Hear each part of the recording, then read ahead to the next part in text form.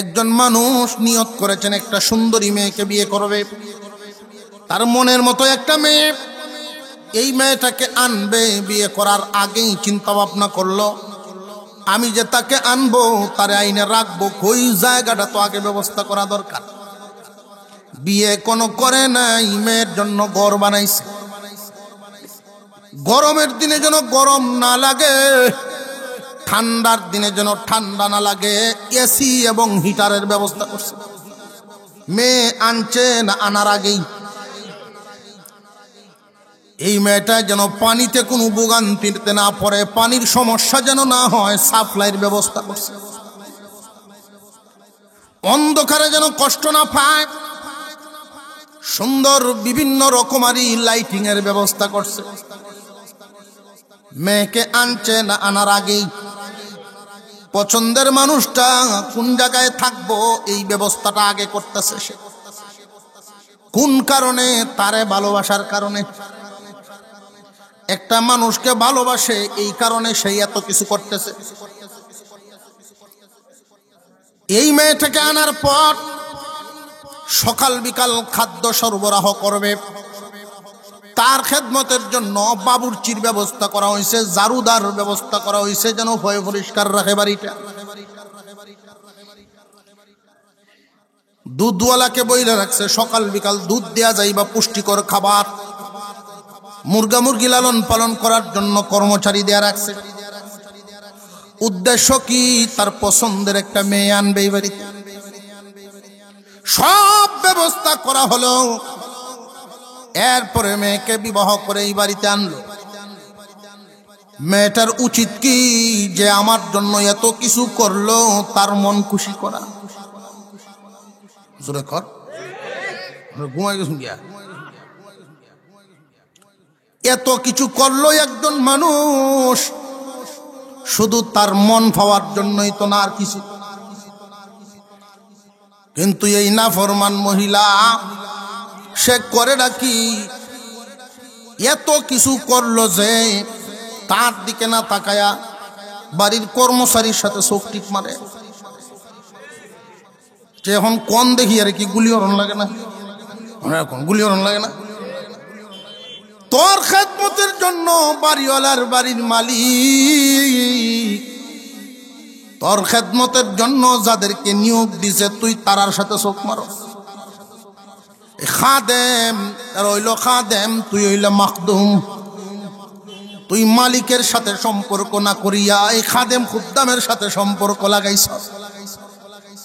কারি তৈয়ব সাহেব রহমতুল্লাহি আলাইহি বলেন, দুনিয়ার মানুষ এই পৃথিবীর জমিনে আমাদেরকে পাঠাইবার আগেই মহান আল্লাহ পাক রব্বুল আলামিন পৃথিবী নামক ঘরটা বানাইছেন, দুনিয়া নামক ঘর।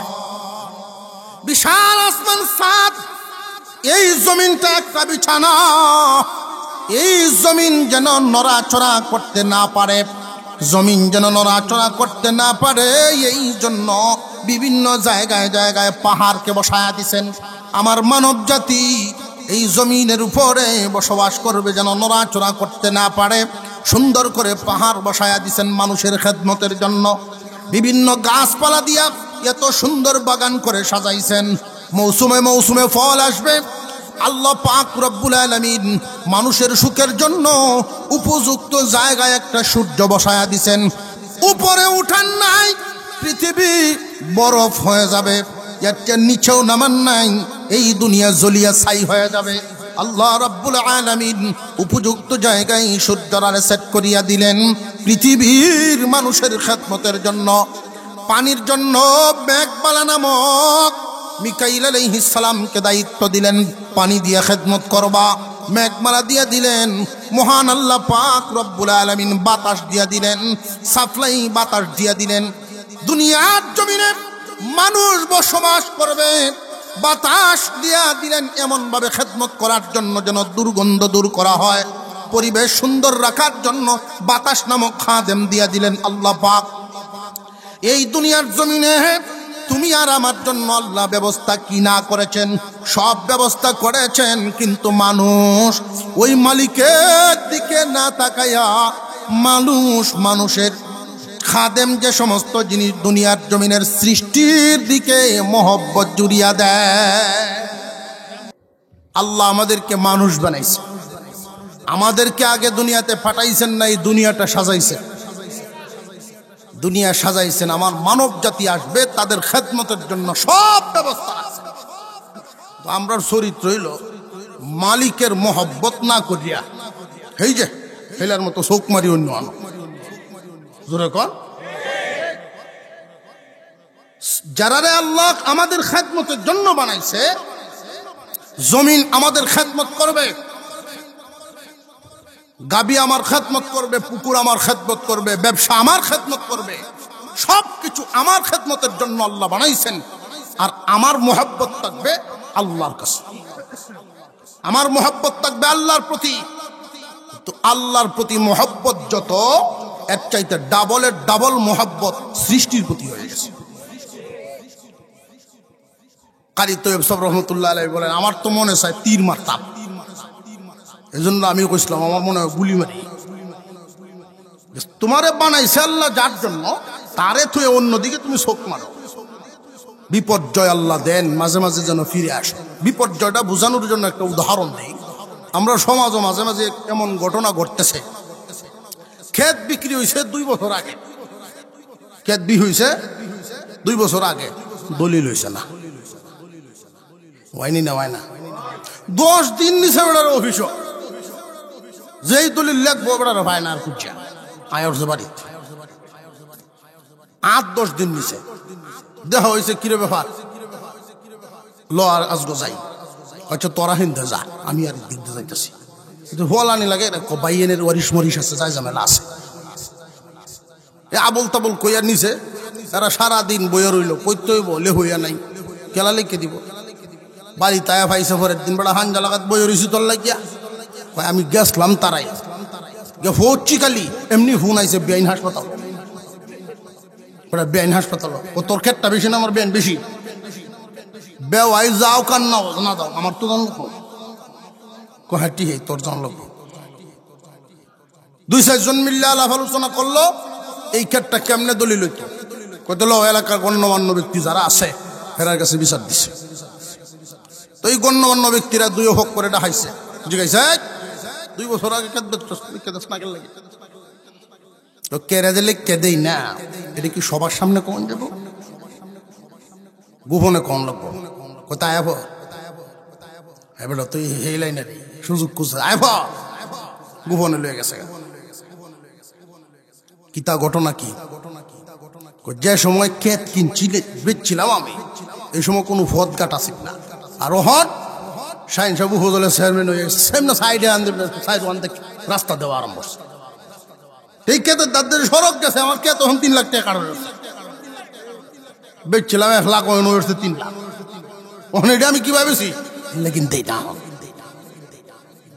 এমন বালা মানুষ আছে না নাই? আর একটু জোরে কন, এটার নাম বিপর্যয় নাই। তখন কিতা কর, কিছু বাড়ায় লই লাই 1 লাখ লোহাট কোথায় আমি লইলে আমার লাভটা কিতা 50-50 চলতেছে না।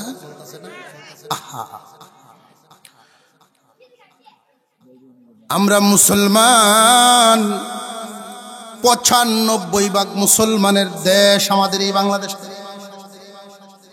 আফসোস কোন জায়গায় মুসলমানই পাই না।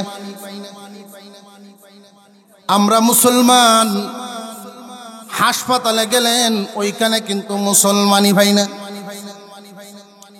অফিসে গেলেন মুসলমানই নাই, ব্যবসাত গেলেন মুসলমানই নাই, আওরো গেলেন মুসলমানই নাই। একটা জায়গার মধ্যে মুসলমানই ছিল এতকাল, মসজিদ এখন হেনও নাই।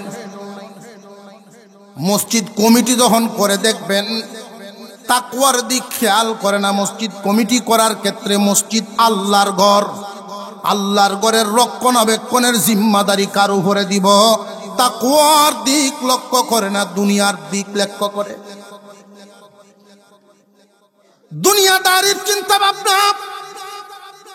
বর্তমান সময়ের মসজিদগুলো পাকা হয় কিন্তু মুসল্লি দিন দিন কাছা হয়। এমন একটা সময় ছিল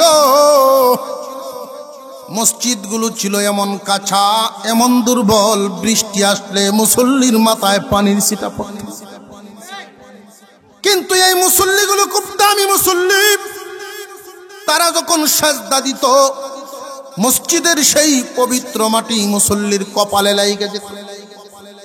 এখনো পর্যন্ত আল্লাহর ঘর মসজিদে খুঁজে ওই মুসল্লিগুলা কই।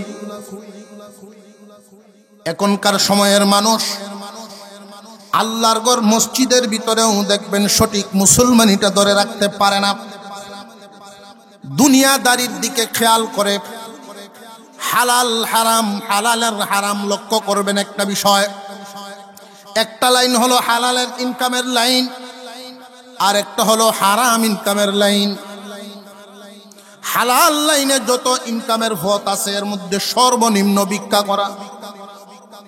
আল্লাহ পছন্দ করেন না ভিক্ষাবৃত্তি, ইসলাম পছন্দ করে না, কিন্তু অনুমতি দেওয়া আছে। ভিক্ষা করা জায়েজ, কিন্তু আল্লাহর অপছন্দ। তালাক দেওয়া জায়েজ, কিন্তু আল্লাহর অপছন্দ। ইসলামের দুইটা জিনিস এমন হালাল যেটা আল্লাহ পছন্দ করেন না, হালাল কিন্তু আল্লাহর অপছন্দ। বিশ্বনবী বলেন, এই আসমানের নিচে জমিনের উপরে যে তালাক দিল আর যারে দিল সে নিকৃষ্ট। যে দিল সেও নিকৃষ্ট, যারে দিল সেও নিকৃষ্ট। আপনারা প্রশ্ন করতে পারেন, হুজুর যারে দিল হের দোষ কি? যে দিল হে নিকৃষ্ট বুঝলাম, যারে দিল হের দোষ কি? দোষ যে কি তল্লাশি নিয়ে দেখবেন দোষ কি। বেশিরভাগ তালাকই হয় নারী পক্ষের কারণে। বেড়া যদি রাগের মাথা তারে কোনোভাবে তামাইতে পারতেছে, গুসা ছুড়ে কয় যদি কইয়াই ফেলায় কোনো বেটা, এই থামবে না, কোয়াল থাম। এই হাই ভোল্টেজটা দেখছে তামা এলাই কোনো রকম কোয়ালাম তোরে তো সাজিয়ে দেম, কিন্তু ডরাই আছে বদ্ধ বেটি ডরাইব তো হৌরের নাম লয়ে কো মুহের হুত হইলে কোয়াল আছে দেখি। এই কারবারটাও বাপের নামটা লয়ে বাপ মানে আরো 5 বছর আগে ও মুহের গড়ে রইলে কোয়ালা দেখি এবার গুছো উঠতো না শৈল। পরে একদমে 14টাতে যা তুই নিবে 3 দিয়া, তোর দাদিরে দি 6টা দিতে যাও, মাথা গরম করে যা দি। তালাকের জন্য মহিলারও দোষ আছে না নাই? এই জন্য বিশ্বনবী বলছেন, যে তালাক দিল, যারে দিল, যে দিল এবং যারে দিল উভয়ের উপরেই লানত প্রাপ্ত তারা। মুসলমান ইমানদার ভাইরা আমার, কোন জায়গায় পরিপূর্ণ মুসলমানি খুঁজে পাওয়া যাচ্ছে না। লক্ষ্য করে দেখবেন, হালাল তরিকা সর্বনিম্ন রাস্তাটা হইল কি? ভিক্ষা করা। এটা হইল হালাল লাইন। ডান দিকে পাইলাম হালাল লাইন, আর হারামের লাইন সবার উপরে সুদ, ঘুষ। কিন্তু সমাজ আমরা কোন দৃষ্টিতে মানুষের সাথে আচরণ করি লক্ষ্য করে দেখবেন।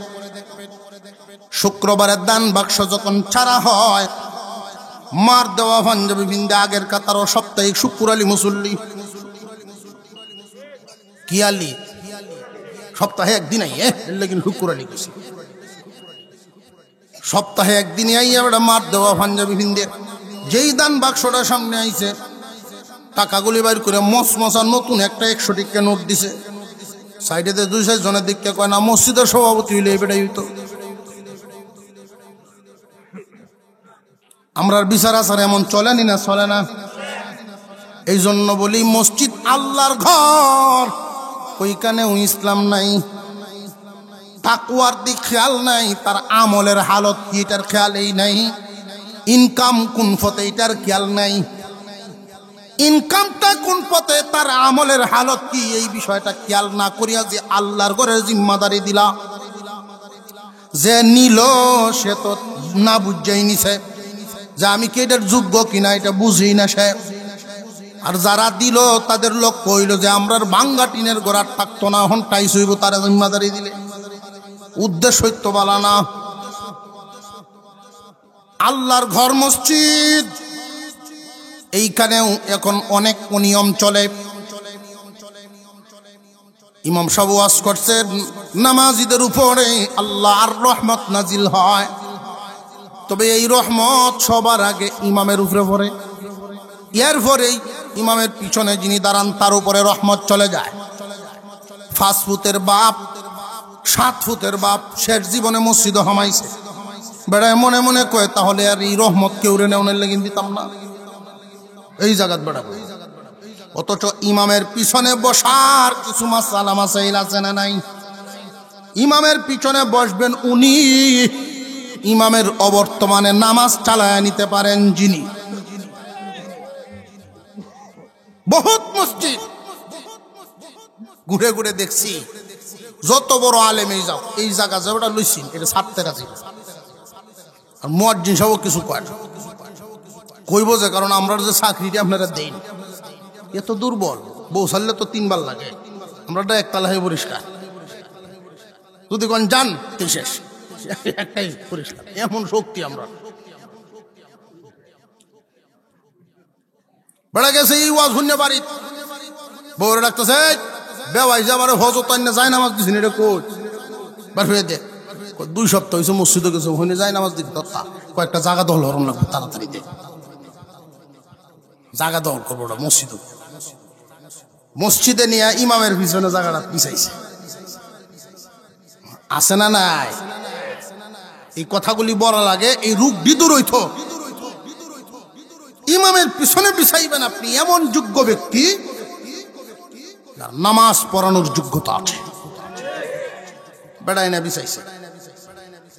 আপনি ব্যক্তিগত যায় নামাজ যদি আল্লাহর ঘরে বিছাতে চান, মনের অবস্থাটা এমন রাখতে হবে এখানে যে কেউ বসার অনুমতি দিয়ে রাখতে হবে, বলে আল্লাহর ঘরের জায়গা আপনি দখল করতে পারেন না। আপনি যাই হন, আপনি 10 ফুট 20 ফুট উঠানের গরম হলে তো লাগবে, মাসলা তো মাসলার গতিতে এমন বেড়া যে যায় নামাজ বিছাইছে, কেউ যদি বই ওরে গিয়া আস্তে আস্তে ওই লোক হে মেয়ে দেও না বিছাই দেও না তুল্লা দেয়। একদিন ফেস লাগিয়ে হয়েছে এক মসজিদ, ইমাম সাহেব 2 হাত করাইছেন, বেল লাগছে, তখন পিছনে হাত দিয়ে যারে ধরছে হেরিতন সামনে পাইছে তো জাগা দোল হরই আরে টান দিছে সামনের দিকে, বেড়া টানে ভিসে ইমাম টানে সামনে, 2-3 টান দেওয়ার পরেই নিয়চ্চারি দিছে বেড়া, হুজুর আমি কিস্তা জানি না, আমার টানুন না,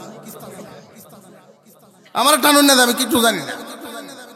আশপাশের সব নিয়চ্ছাই দিয়ে দিয়া নামাজ তো ফেসেই লেগে আছে, আপনি এনো কেড়ে কারো আপনি কিছু জানুন না, তো এই জায়গা কেড়ে লাগি, আমি আইসলাম তো রহমতের লাগিয়ে, এরকম গজব আইব তো আমি জানি না, আমি আসলাম রহমত নিতা, এরকম গজব নাজিল হবে আমি বুঝতে পারছি।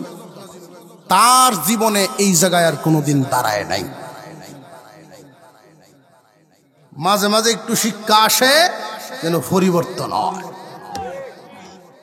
আসমানি আযাব গজব আমরা যেই পরিমাণ অপরাধ করি, আল্লাহ বলেন ওয়ায়াফু আন কাসীর, বেশিরভাগই আমি মাফ করে দেই।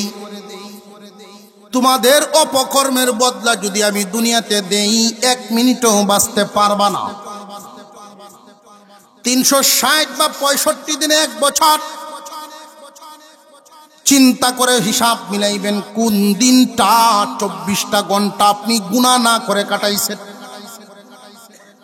সারা বছরের কোন দিনটা আপনি গুনাহ না করে কাটাইছেন, হিসাব মিলাইবেন। এই 24 ঘন্টার ভিতরে আমি একটা ছোট্ট থেকে ছোট গুনাহ করি নাই, চোখের গুনাহ না, জবানের গুনাহ না, কানের গুনাহ না, অন্তরের কুমন্ত্রণার গুনাহ না, দুশ্চিন্তা পর্যন্ত করি নাই। এইভাবে নিজের হেফাজতের জন্য 24টা ঘন্টা হিসাব মিলায়া বাহির করেন তো দেখি গুনাহ ছাড়া। রে মুসলমান, আল্লাহ পাক রব্বুল আলামিনের এই জমিনের স্বাভাবিক একটা নিয়ম দেখেন, সন্তান যদি বাবার কথা না শুনে, বাবায় প্রথমে তারে মৌখিকভাবে শাসন করে, মৌখিক শাসন করে, ইয়ার পরে যদি সন্তান আবার অবাধ্যতা করে তারে হালকা বেদ দ্বারা শাসন করে। এইভাবে কয়েকবার শাসনের তবকা পার হওয়ার পরে বাবাই কিন্তু তারে বাড়ির থেকে বের করতে বাধ্য হন। মহান আল্লাহ পাক রব্বুল আলামিন আমাদের উপরে কত দরদি, এই বান্দা কত নাফরমানি করে, এর পরেও না খাওয়ায় আল্লাহ রাখেন না। আল্লাহ পাক রব্বুল আলামিন বলেন লিউযীকাহুম বা'দাল্লাযী আমিলু লাআল্লাহুম ইয়ারজিউন। রে বান্দারা, মাঝে মাঝে কিছুতেই যাতে তোমরা পরিবর্তন আসে, ফিরে আসতে পারো। এই আসমানি আযাব গজব কেন আসে আমাদের উপরে? আল্লাহর গজবটা দুই ভাবে আসে। আল্লাহর গজব কয়ভাবে? ব্যক্তিগত, কোন সময় আসে সমষ্টিগত। সবটাই আমাদের হাতের কামাই। আল্লাহর গজব জমিনে যখন নাজিল হয় বিনা কারণে আল্লাহ গজব দেন না। আল্লাহর গজব নাজিল হয়, ভূমিকম্প হয়, ভূমিধস হয়, যত ধরনের আযাব গজব, আসমানি আযাব গজব, জমিনি আযাব গজব, সব আমাদের কৃতকর্মের কারণে। আমাদের কৃতকর্মের কারণে মহান আল্লাহ আমাদের উপরে যত আযাব গজব দেন, বলা মুসিবত দেন, তো সেটা দুই ভাগে বিভক্ত। কোন সময় হয় ব্যক্তিগত, কোন সময় হয় সমষ্টিগত। ব্যক্তিগত আযাব গজব, মদ খাইতে খাইতে, নেশা করতে করতে জীবনের বহু অংশ সে বাদ করে ফেললেও তার শারীরিক আযাব গজব আইবনি নাই তো না? আরো জোরে কন।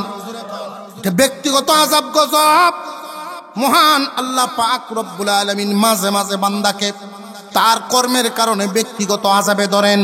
ব্যভিচার করেছে, পাপাচার করেছে, পরকীয়ার মধ্যে ডুবিয়া রয়েছে, আল্লাহ পাক রব্বুল আলামিন যেই সীমারেখা দিয়েছেন জীবন গঠন, জীবন পরিচালনার জন্য, সেই সীমারেখা টপকায়া ঐচ্ছিক জীবন যাপন করিয়াছে, মহান আল্লাহ তারে কোনো না কোনো একটা গজব দিয়া ব্যক্তিগতভাবে ধরবে। সমাজগত বা সমষ্টিগত নয়, ব্যক্তিগত কাউকে কাউকে ধরবেন, মাঝে মাঝে ধাক্কা দিবেন, শাসন করবেন, দেখি তওবা করে নে ফিরিয়ায়। মাঝে মাঝে আর্থিক বালা মুসিবতে ফেলায়া দিবেন, মাঝে মাঝে শারীরিক মুসিবতে ফেলায়া দিবেন। এগুলোর জন্য কি আর কেউ দায়ী না? আমরা নিজেরাই দায়ী। মহান আল্লাহ বলেন যাহারাল ফাসাদু ফিল বাররি ওয়াল বাহরি বিমা কাসাবাত আইদিন নাস লিয়ুযীকাহুম বা'দাল্লাযী আমিলু লাআল্লাহুম ইয়ারজিউন। মহান আল্লাহ বলেন আমি এই জমিনে বিপর্যয় দান করি মাঝে মাঝে মানুষের শিক্ষার জন্য, আর এই বিপর্যয়ের জন্য তারা নিজেরাই দায়ী। তারা যখন নিজেরা শান্তি শৃঙ্খলা জমিনে বজায় রাখবে না, অশান্তি তো এমনি হাজির। শান্তি যখন থাকবে না, অশান্তি অটোমেটিক হাজির হবে। আলো যখন তারা রাখবে না, অন্ধকার অটোমেটিক হাজির হবে। সত্য যখন তারা রাখবে না, মিথ্যা অটোমেটিক হাজির হবে। আজকে খুব ভালো করে জেনে রাখবেন, কোনো একটা মিথ্যার মাধ্যমে আপনার জয় হাসিল করতে পারেন, কিন্তু এই মিথ্যার সয়লাভ যে সমাজে আপনি চালু করলেন, এই মিথ্যাটা ঘুরে ঘুরে কোনো এক সময় সাময়িকভাবে আপনি এই মুহূর্তে জয়লাভ করতে পারেন, কিন্তু আপনার দ্বারাই যে মিথ্যা চালু হলো, ওই মিথ্যাটা ঘুরে ঘুরে এক সময় আপনাকেই ধ্বংস করিয়া ছাড়ব। সমাজের মধ্যে অন্যায় অবিচার আমরাই চালু করি, আর এগুলোর জন্য আমরাই ভোগান্তিতে পড়ি। কথা বুঝে আসতেছে? আমরাই চালু করছি, আমরাই ভোগান্তিতে পড়ি। বর্তমান সমাজে ভালোটার মূল্য কম, মন্দের মূল্য বেশি। ভালোর মূল্য কম, মন্দের মূল্য বেশি। এই কারণেই অশান্তি। খুব পরিবর্তন করেন চিন্তা ভাবনা, সঠিক জিনিসটা হাজির করেন, বেঠিক অটোমেটিক দূর হয়ে যাবে। কষ্ট করে ত্যাগ দিয়ে আলো সামনে এনে হাজির করেন, অটোমেটিক অন্ধকার দূর হয়ে যাবে। এই জন্য উম্মতে মুহাম্মাদিকে আল্লাহ শ্রেষ্ঠত্ব দিয়েছেন। তোমরা প্রয়োজনে জিহাদ করবা হককে প্রতিষ্ঠা করার জন্য। জিহাদ নামটা শুনলে আমরা ভয় পেয়ে যাই, অথচ জিহাদ নামাজের মতো একটা ফরজ কাজ। জিহাদ নামাজের মতো একটা ফরজ কাজ। এই জিহাদ ফি সাবিলিল্লাহ করার নিয়মটা কি? কয়েক ডজন মিসাও তা না কইলে কিরমি মরে না, ওজমি হয় না, বা ঘুমেই ধরে না। অথচ মানুষের ধারণা কি আমাদের ব্যাপারে? আল্লাহু আকবার। এই হিন্দু লোকটাই মুসলমানকে সাক্ষী মানছেন, তাও আবার মুসলমান একজন আলেম। জজ সাহেব ডাক দিলেন, মুফতি সাহেব আপনি একটু দাঁড়ান, এই জায়গাটার ব্যাপারে আপনাকে যে সাক্ষী মানলো আপনি কি বলেন? এই জায়গার আসল মালিক কে আপনি বলেন দেখি। মুসলমানরা তো সব মনে মনে খুশি, তারা মনে করতেছেন যে আমরা প্রকৃত কইব। মুফতি সাহেব বলেন, আমার জানা মতে, আমি যতদূর জানি, এই জায়গার আসল মালিক এই হিন্দু ভাই। মুসলমানদের চেহারা তো মলিন হয়ে গেল। জজ সাহেব তিনি বলতেছেন, আমি যদিও খ্রিস্টান মানুষ, কিন্তু ইসলামের অনেক বই পুস্তক আমি পড়ি। আমরাও তো অন্যান্য ধর্মের বই পুস্তক পড়িয়া থাকি, মুসলমান অনেক অন্যান্য ধর্মের বই পড়ে। কিন্তু এখানে একটা মাসালা জেনে রাখবেন, সবার জন্য সব পড়া সঠিক না। সবার জন্য সব পড়া সঠিক নয়। একজন মুসলমান, শিক্ষিত একজন মুসলমান যখন ইসলাম ধর্ম সম্পর্কে যথেষ্ট জ্ঞান হবে, ইসলাম ধর্মের পরিপূর্ণ জ্ঞান যখন তার মধ্যে থাকবে, তখন সে অন্য ধর্ম নিয়ে গবেষণা করতে পারবে। ইসলাম ধর্ম সম্পর্কে পরিপূর্ণ জানা হয় নাই, তুমি অন্যটা গবেষণা করতে যাও না, ভয় আছে ঈমান হারাইবা। আগে নিজের ধর্মটা সম্পর্কে ভালো মন্দ বুঝো, পরিপূর্ণভাবে বুঝো।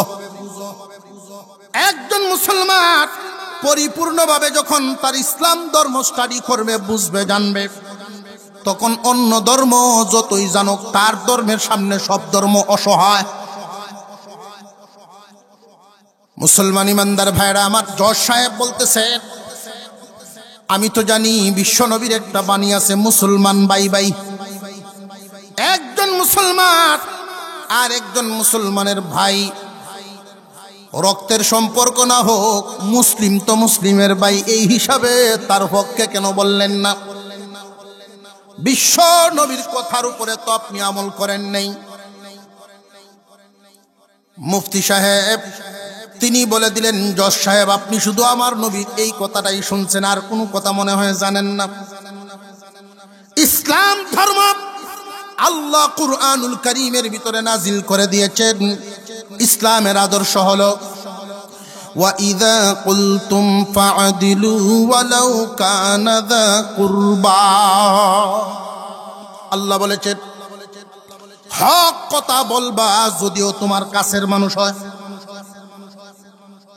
যখন বৈঠকে বসো, কথা বলার জন্য যখন বসো, তখন হক কথাটা বলবা যদিও তোমার কাছের মানুষ হয়। মুফতি সাহেব আশ্চর্য হয়ে গেলেন, ইসলাম ধর্ম বুঝি এত উদার, এত মহান। জজ সাহেব দাঁড়ায় তিনি ঘোষণা দেওয়া শুরু করলেন, আজকের এই মজলিসের মুসলমান ভাই, তুমি মুসলমান ভাই জায়গা নিয়ে যে তর্ক লাগলা, মুসলমান তোমার পরাজয় কিন্তু মহান ইসলামের বিজয়। মুসলমান তোমার পরাজয়, কারণ নীতির কাছে তুমি পরাজিত। তোমার না জিনিসটা গেলা কেন এখানে? মুসলমান তোমার পরাজয় কিন্তু মহান ইসলামের বিজয়। জজ সাহেব বলেন, মুফতি সাহেব এমন মহান ধর্ম থেকে আমি আর দূরে থাকবো না। এই মুহূর্তে আমার কালিমা পড়ায় আপনি মুসলমান বানায়া দেন।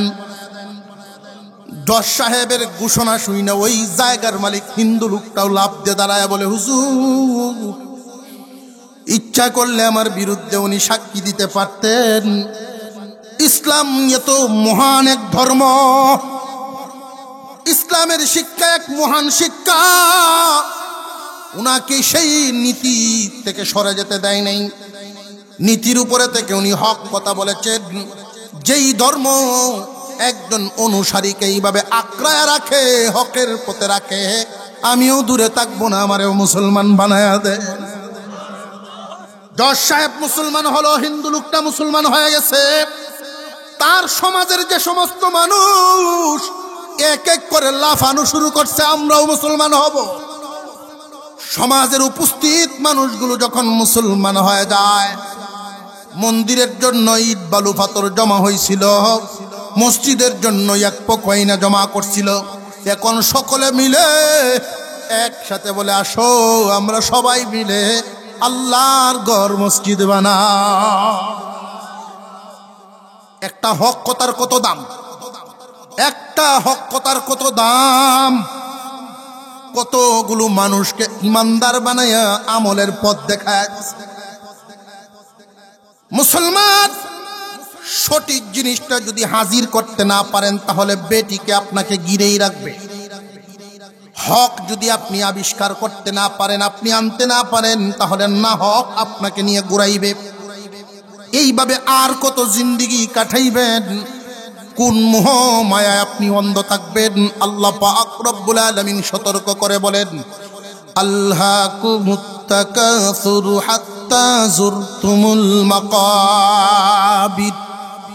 রে দুনিয়ার মানুষ, কোন মোহ মায়ায়, কোনটার লোভে, কোনটার লালসায় তুমি এখনো বসে আছো? যেই মোহ মায়ায় তোমারে পাইছে, জানিয়া রাখবারে মুসলমান, আল্লাহ পাক বলেন ওই মুহমায়ায় তোমারে টেলতে টেলতে কবরের সাথে লাগায়া দি। তুমি বলিও মনে মনে ভাবতেছো যে আমি এই বছরেই, আগামীতে আর না, এবারেই শুধু এলোমেলো চলবো, আগামীতে থেকে ঠিক হইয়া চলবো। এই আগামীতে করতে করতে আজরাইলের সাক্ষাৎ পাওয়া যাইতে পারো। এই জন্য এই মুহূর্ত থেকেই তোমার মধ্যে নীতি আনার চেষ্টা করো।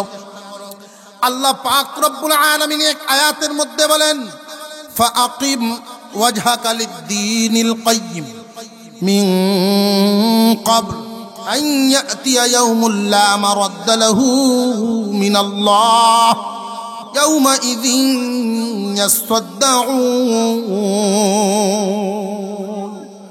মহান আল্লাহ পাক রব্বুল আলামিন বলেন, ফাআকিম ওয়াজহাকা লিদ-দীনিল কাইয়্যিম, অটল থাকো, মজবুত ভাবে তুমি অবস্থান নাও তোমার দিনের ছায়াতলে।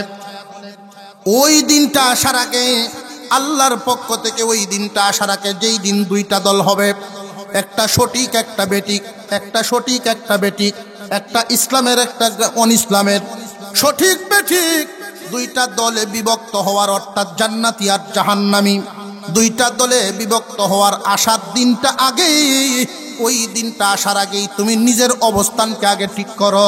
তুমি কোন দলের মানুষ এটা ঠিক করো। যদি বলো আমি হক দলের খানা পিনার নিয়ম নীতি আছে না নাই? জবান খুলে আওয়াজ দিবেন, আছে না নাই? হক দলের নিয়ম নীতি, লেনদেনের নিয়ম নীতি আছে না নাই? তুমি যদি বলো আমি হক দলের সদস্য, আমি একজন মুসলমান হইয়া দুনিয়াতে থাকতে চাই, মুসলমান হইয়াই দুনিয়া ছাড়তে চাই, তাহলে মুসলমানের নীতি আদর্শ তোমার মধ্যে এনে নাও। মুসলমানের নীতি আদর্শ দিয়ে তোমাকে ঘিরে ফেলো, তাহলে তুমি একটা পক্ষ হইলা।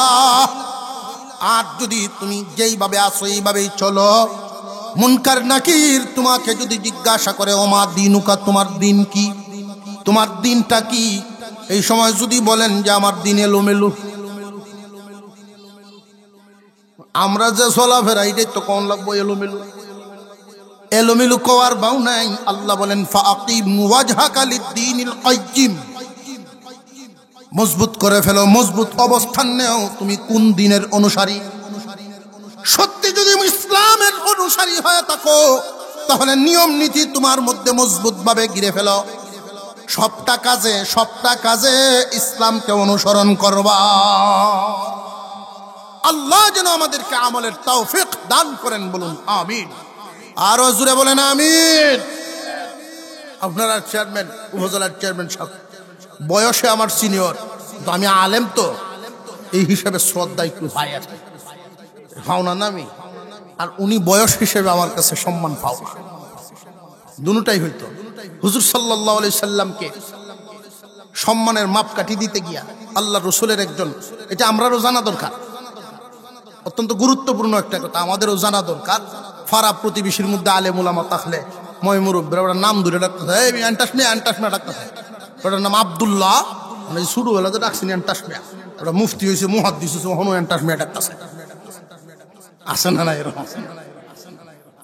হুজুর সাল্লাল্লাহু আলাইহি সাল্লামের চাচা যান আব্বাস রাদিয়াল্লাহু তাআলা, ওনাকে জিজ্ঞাসা করা হয়েছিল, আপনি বড় না মুহাম্মদ বড়? আপনি বড় না মুহাম্মদ বড়? তো তিনি বলছিলেন, মানব জাতির যে সমস্ত অপকর্ম করে আমি বেশিরভাগই মাফ করিয়া দেই, পুরাপুরি বদলা দেই না। মানুষ যে সমস্ত কর্মকাণ্ড জমিনে করিয়া তাকে পরিপূর্ণ বদলা দিলে উপায় থাকতো না, বেশিরভাগই তো মাফ করিয়া দেই। শান্তির বিপরীত অশান্তি, সুস্থতার বিপরীত অসুস্থতা, আলোর বিপরীত অন্ধকার। এই দুনিয়ার জমিনে একজন মানুষ চিকিৎসা করাইতে গেলেও ভোগান্তি আছে না নাই? চিকিৎসা খাতেও কি সঠিক না সব এলোমেলো? আরো জোরে কন। আমরা সব মুসলমান, আফসোসের ব্যাপার কোন জায়গায় মুসলমানি নাই। লক্ষ্য করে দেখেন, আমরা যারা আছি সব মুসলমান, ৯৫% মুসলমানের দেশ এটা, ৯৫% মুসলমানের দেশ। বেশিরভাগই আমরা মুসলমান, তবে নামে গুনে না। চিড়িয়াখানায়ও বাঘ আছে, জাদুকেরও বাঘ আছে, দুইটার মধ্যে বেশ কম, একটার ভিতরে রুহু আছে আর একটার ভিতরে রুহু নাই। যে কারণে চিড়িয়াখানার বাঘের কাছে কেউ যাইব না, আওয়াজে বোঝা যাইবে না, যাইব কেউ ডরাইয়া। কিন্তু জাদুকরের যেই বাঘ, ওইটার উপরে ছোট বাচ্চা উঠতে বয়, কানো ধরে এমনি ঘুরায়, রুহু না থাকার কারণে। মুসলমান ইমানদার ভাইরা আমার, আল্লাহ পাক রব্বুল আলামিনের এই জমিনে অনেক মুসলমান এমন ছিলেন, সংখ্যায় কম ছিল, অথচ আঙ্গুলের ইশারায় অর্ধেক পৃথিবী লড়াইতেন। মুসলমানের হুঙ্কার, মুসলমানের বলিয়ম, মুসলমানের কথা, মুসলমানের কণ্ঠ বজ্রের মতো বাজবে। মুসলমানের কথা, মুসলমান তো আল্লাহর প্রতিনিধি জমিনে, মানব জাতির জমিনে আল্লাহর প্রতিনিধি। এই জমিনে যা কিছু আছে সমস্ত কিছু আল্লাহ বানাইছেন আমাদের খেদমতের জন্য। কারি তৈয়ব সাহেব রহমতুল্লাহি আলাইহি উনি বড় সুন্দর উদাহরণ দিয়ে বুঝাইছেন। উদাহরণ, হুজুর সাল্লাল্লাহু আলাইহি সাল্লামের ব্যাপারে জিজ্ঞাসা করা হয়েছে, রিশতার দিকে, সম্বন্ধের দিকে চাচা বড় না ছোট? চাচা তো বড়, বয়সও বেশি, রিশতায়ও বড়। তো উনি জবাবটা যে দিছিলেন, হুয়া আকবারু মিন্নি ওয়া আসান্নু মিন্নি, উনি জবাবটা দিছেন,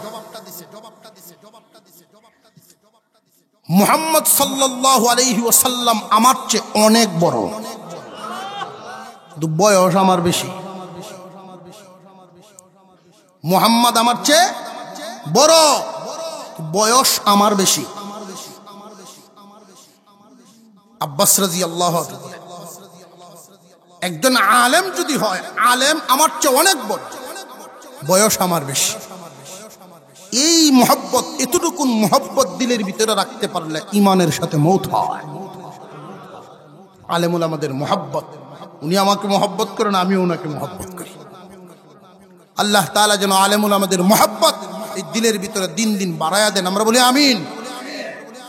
সব সময় যেন আপনাদের সাথে থাকতে পারে, খেদমত করতে পারে। আল্লাহ কবুল করুক, সুস্থ রাখুক।